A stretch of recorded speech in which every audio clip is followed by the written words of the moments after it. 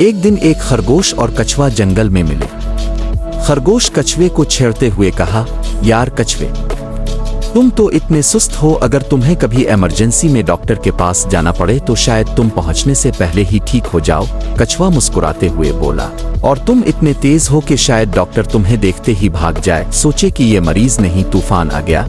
खरगोश हंसकर बोला, तूफान नहीं, मैं अपनी तेजी से सब कुछ जल्दी कर लेता हूँ। तुम्हें तो एक फल खाने में ही पूरा दिन लग जाता होगा। कछुआ हंसते हुए जवाब दिया, हाँ, लेकिन कम अज कम मैं खाना सुकून से खाता हूँ, तुम तो खाते खाते सो जाते हो।